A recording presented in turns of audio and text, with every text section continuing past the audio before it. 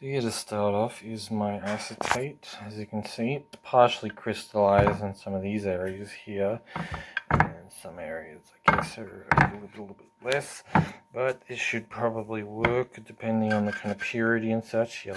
It took quite a lot of time to make, so optimizing the creation of the acetate is definitely something very important. You need a lot of it. If you have like something that can bubble air into vinegar, then you get a constant stream of oxygen, then it'll oxidize. So you can see it here. It's mostly still kind of resinous. I guess like if you took resin and then you just dried it out and it had a bunch of salt in it. Here we can see it is milled, or it is ground up. So I have one of these 125 milliliter retorts. I hope this isn't too small. Maybe being small might actually help for the process. These things are damn expensive, and the last time I did this, I actually broke mine. They do break. They're good, it's just that, well, the price is way too needlessly expensive. So here is our setup. We don't have a whole lot in there, but we'll see if it works, if it's too much, too little. Because I have to do very small sublimations, and then we have it going to here. Unfortunately, there's nothing stopping the gas coming from there. I could probably use foil, but I'm wondering if the foil would react with it and cause issues, so I'm not quite sure. Anyway, let's try it out. See, I've adjusted my setup again, so already it is starting sublimation, but I'll turn it up as well.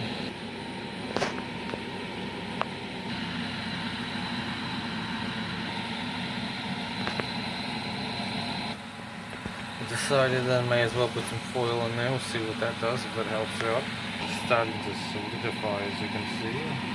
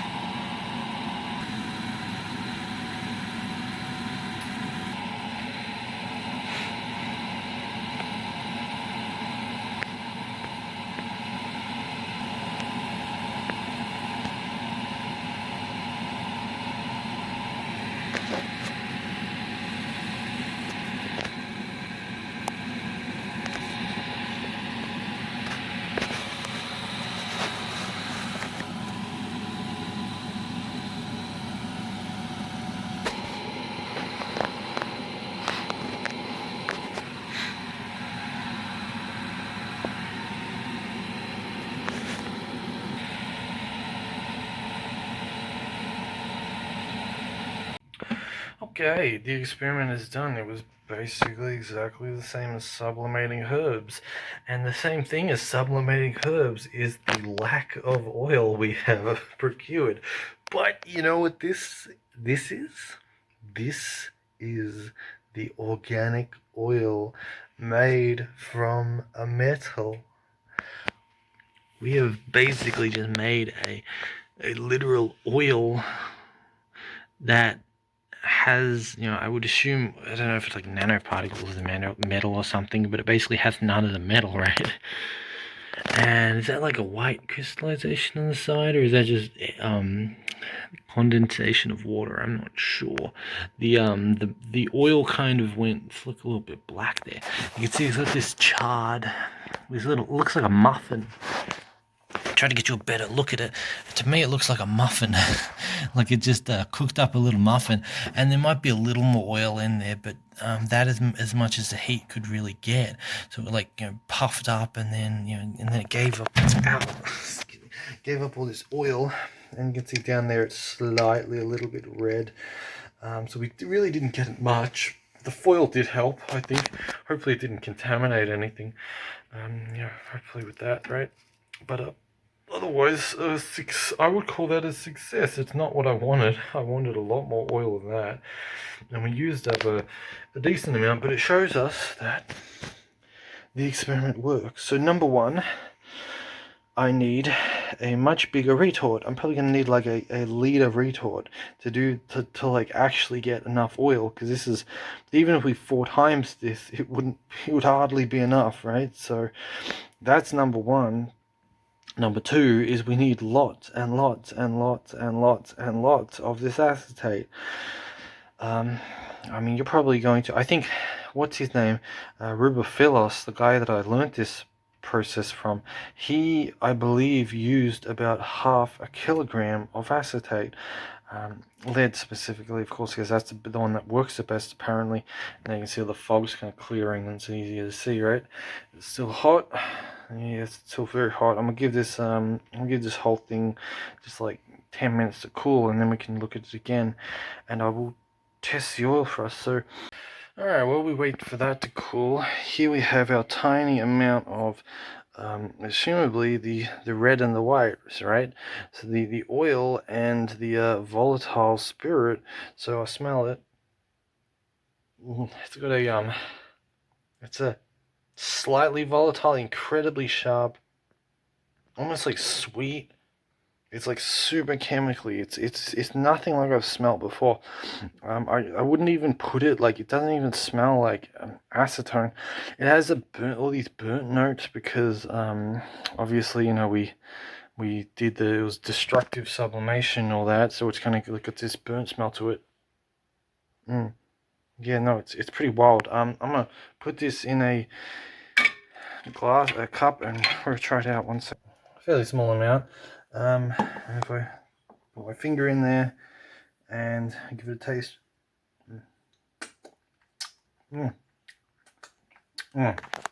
Oh, incredibly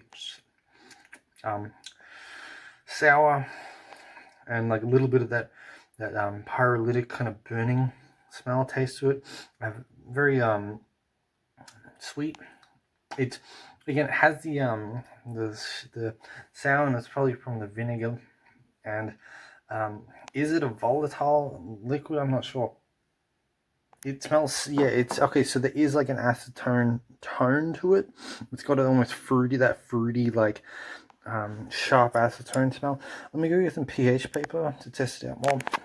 Okay, here's pH paper. I'm assuming a acidic or a neutral. Yeah, so it's basically exactly what I thought. That's like a 5 or something. It's like mildly acidic because again, it's got like, I think it's got some vinegar in there. But mostly it's you know, pretty pH neutral. I'll give it try a little more.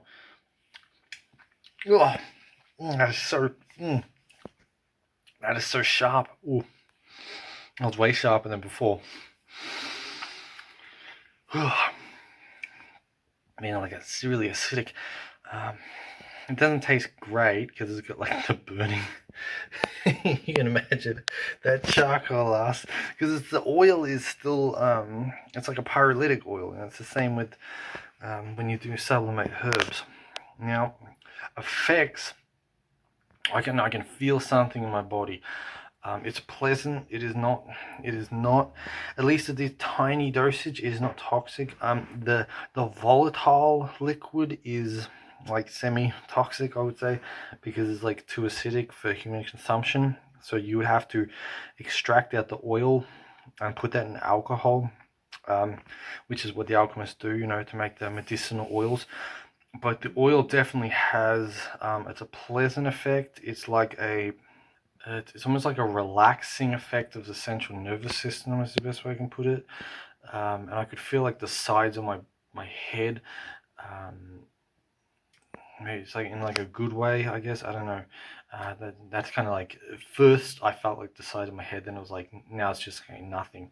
And it's like a sense of peace almost. It's just like a strong feeling of peace. Relaxing of, yeah, it just like relaxes the brain and central nervous system. It's straight up just like charred, yeah, like black char. I'm pretty sure what you do with this is you heat it up and calcine it basically, because you need the ashes, One thing you want to be careful about, when you sublimate, you can like stretch out or like damage the bottom of these, and then if you stab it a lot with a chopstick, you can actually smash the bottom. So that's why I damaged my last one, so just be careful with that. So just for a point of interest, I mixed this with some water and took a sip, and my goodness, it is quite strong. It really is quite strong. So I'm fine. You know, it's fine, but very strong flavor and such. That small amount of oil I made is probably enough that if you mix it with like 50 milliliters, or for like a decent amount, or like 100 milliliters for a weaker amount, you could make like a tincture out of that, right? And then you could just take, you know, 5 milliliters of that alcohol tincture, maybe 5-10 milliliters or whatever, you know, I mean even less, probably like 3 to 5 per day, or something. So man, just to like let you know probably what I would do for that, because that that was quite the chug. I definitely feel throughout my whole body. It's quite it's a nice scent, you know. It's almost like I was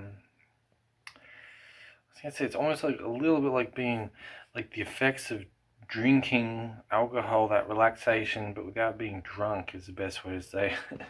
It's almost like when you feel your body just relax, and just kind of chill out a bit. Yeah. I guess like that'd be like a painkiller, because it is, you know, it is satin. Satin rules the bones and the structure, and you know, very grounding and all that. But definitely, it burnt it burnt a little bit because it's still got the volatile in there. Technically, you shouldn't be drinking this with the volatile, but I'm, you know, alchemy gives you a little bit of resistance, and stupidity sometimes gives you some resistances to these things. So anyway, so here we are. I think it took like 2 years or something, and me trying to make these videos and failing over and over and over. And while I smell like campfire and my mouth tastes like campfire, I am bathed in the feeling of success. Admittedly, this is only the start. You know, if we actually want to make a philosopher's stone, there's a whole lot more work to go. Scaling this up is going to be a pain in the butt, but you know, there's really only one way to do it, which is this, unless I can figure out how to do it in a microwave. Basically, you know, once we figure out what the stone is, which my understanding, so okay, here's a little bit of alchemical afterthoughts. So pretty much what you're trying to do with this whole acetate path is you're actually trying to make a solvent, so to speak. I believe it's some kind of organic metallic solvent. You get the oil, which is like phenol compounds, like organic compounds and all this kind of stuff. You get the oil of the metal, you get the volatile, which is like some kind of acetone-ish kind of thing. Is it actually the same as refined acetone? I don't know, probably similar enough, right? The point of the volatile really is just to dissolve the oil and to dissolve it into the body of, with the salt, basically. Then the salt is that black mass. You need to take that black mass and you need to calcine it back into the oxide, right? So you mix all those together, and then you need to, I believe, keep it slightly heated. So you'd use like a reptile heater or something, or like a hot light, or you know, whatever, just to keep it warm, because it's meant to like ferment for, I don't know, months or something is what they say. Maybe there's a way to speed it up, I don't really know, but supposedly it goes through all these processes over the, you know, that's where they have like the idea of the peacock's tail, the rainbow, goes through all different colors, blah blah blah blah blah, something like that, supposedly, right? And then essentially it makes this thing, this material, which is this organic metallic material. And apparently it okay, so you're meant to actually, this is what what's his name, Jean Dubois, or John Dubois, or something like that. Basically what he did, he said, is that you have to slowly feed the salt, or the ashes, the oil volatile mixture over time, and it slowly becomes this solid, because you want to kind of keep it in the form of a solid, right? Becomes this solid form, and then eventually you have this solid thing, which if you were to sublimate it, it will go over, it'll like smoke or steam over, so to speak. So it's basically a volatile salt, right? If you kind of get what I'm saying, you get some kind of volatile salt like substance, which is the quintessence, I believe, the fifth element or whatever, because it's a liquid, it's a solid, it's a gas, it's a whatever, right? Now this thing, I forget how you do it, but if you use the thing itself, or if you somehow produce like a liquid from it or something, but it's basically, it becomes the solvent itself, or you have to make the solvent from it. I don't know, I'm gonna have to make a video on going over this, right? And that's like the organometallic solvent, which you dissolve gold in, and it dissolves the gold into this organic metallic, I believe it's organic metallic state, right? Some kind of thing like that, essentially, where you can't turn it back to gold. It's done. There's no way to do it. Usually when you heat things, you'll get the oxides of the metals. You can't do that anymore. It's now in an organic form. Now if you take this material, is resinous solid stone material, and you throw it into the molten lead, then there you go, you get gold. It transmutes it, supposedly. So that's supposedly what the whole process is, or part of the process. I've left a few things out because I don't fully understand them, and which we will go over it, but basically that's how this whole thing works, if you were curious. And if you use this solvent to dissolve silver to make the white stone, then you threw the silver in the molten lead, you would make silver. And of course you can eat very small amounts of it. I guess you dissolve it in alcohol, and you have very small amounts, and you can use it medicinally and such. You wouldn't want to eat the whole thing, it'd be pretty intense. And I assume that probably means you could make anything, platinum, palladium, whatever, right? Because gold isn't the only thing that's important. There's a lot of other things that, a lot of other metals that we could run out of, that if this process is real, then it would be very helpful. So yeah, anyway, I hope you enjoyed, and do have a good day or night.